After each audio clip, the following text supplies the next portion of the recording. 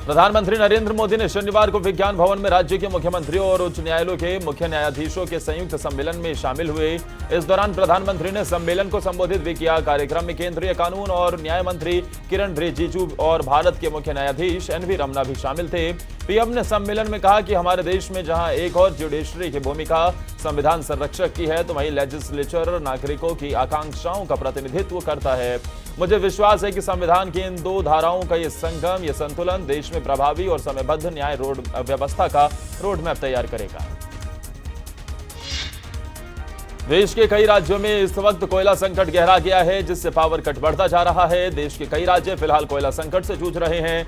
एक तरफ जहां प्रचंड गर्मी पड़ रही है, तो वहीं दूसरी तरफ कोयला संकट के कारण कई राज्यों में बिजली कटौती की जा रही है। शहरों और गांवों दोनों ही स्थानों पर बिजली की कटौती जारी है। दिल्ली, उत्तर प्रदेश, हरियाणा, बिहार, पंजाब समेत कई राज्य कोयले की किल्लत झेल रहे हैं। इस बीच पावर कट नई मुसीबत लेकर आया है। बता दें कि भीषण गर्मी के चलते बिजली की मांग बढ़ गई है और कोयले की सप्लाई कम देखी जा रही है। कांग्रेस नेता राहुल गांधी के कोयला संकट पर दिए बयान को लेकर केंद्रीय मंत्री प्रहलाद जोशी ने तीखा हमला बोला है। उन्होंने कहा है कि राहुल गांधी आजकल एक फर्जी ज्योतिष बने हुए हैं।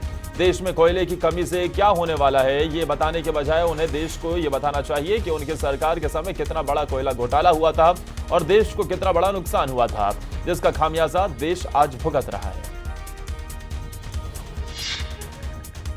बिजली संकट का असर देश की राजधानी पर भी बढ़ता दिखाई दे रहा है। कोयले की किल्लत से गहराते बिजली संकट के बीच दिल्ली सरकार ने मेट्रो, अस्पतालों और अन्य महत्वपूर्ण प्रतिष्ठानों को निर्बाध बिजली आपूर्ति मुहैया कराने में असमर्थता जताई है।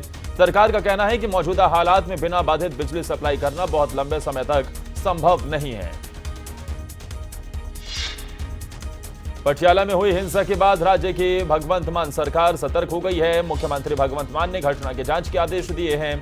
ये आदेश उन्होंने मुख्य सचिव अनिरुद्ध तिवारी, डीजीपी पी.के. भावरा और कई सीनियर अधिकारियों के साथ हुई बैठक में दिए हैं।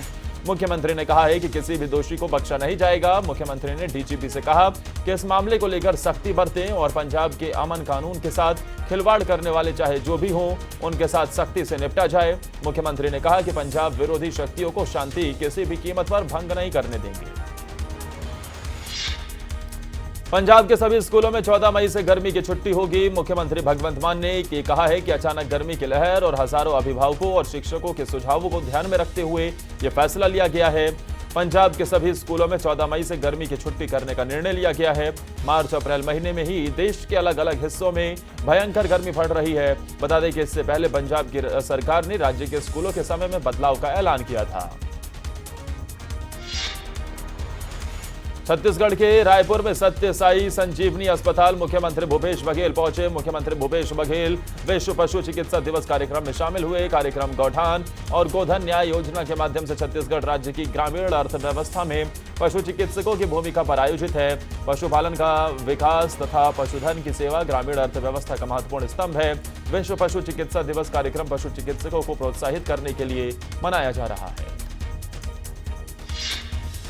दिल्ली के भलसवा लैंडफिल साइट पर लगी आग 4 दिन के बाद भी बुझ नहीं पाई है। शुक्रवार सुबह तक लैंडफिल साइट से आग की लपटें उठती दिख रही हैं। बता दें कि मंगलवार को भलसवा लैंडफिल साइट पर भीषण आग लग गई थी। इस दौरान दमकल कर्मियों की कई गाड़ियों ने आग पर काबू पाने का भरसक प्रयास किया, लेकिन अब भी पूरी तरह काबू नहीं पाया जा सका है। वहीं घटना के चौथे दिन भी कूड़े के ढेर में लगी आग से रह रहकर जहरीला धुआं निकल रहा है। इससे आसपास के इलाके के लोगों को काफी परेशानी झेलनी पड़ रही है। बता दें कि लैंडफिल के कुछ हिस्से अभी भी जल रहे हैं। वहीं इस दौरान दमकल कर्मी आग बुझाने की पूरी कोशिश कर रहे हैं। अधिकारियों का कहना है कि जल्द आग पर काबू पा लिया जाएगा। कोविड के बढ़ रहे मामलों के बीच 3 मई से शुरू हो रही चारधाम यात्रा से पहले उत्तराखंड सरकार ने शुक्रवार को साफ किया कि बाहर से राज्य में आने वाले यात्रियों और श्रद्धालुओं की कोविड जांच रिपोर्ट, टीकाकरण प्रमाण पत्र या इससे संबंधित अन्य किसी प्रकार की जांच की अनिवार्यता नहीं है। कोविड जांच को लेकर भ्रम की स्थिति दूर करने के लिए मुख्यमंत्री पुष्कर सिंह धामी के निर्देश पर एक बैठक में मुख्य सचिव एस.एस. संधू ने ये निर्देश दिए। भीषण लू के कारण देश का एक बड़ा हिस्सा बेहाल है और पूर्वी उत्तर प्रदेश में शुक्रवार को अधिकतम तापमान 47.4 डिग्री सेल्सियस दर्ज किया गया। उत्तर प्रदेश में इलाहाबाद का तापमान 46.8 डिग्री सेल्सियस और झांसी में 46.2 डिग्री सेल्सियस रहा, जिससे कई स्थानों पर भी पारा 46 डिग्री सेल्सियस को पार कर गया।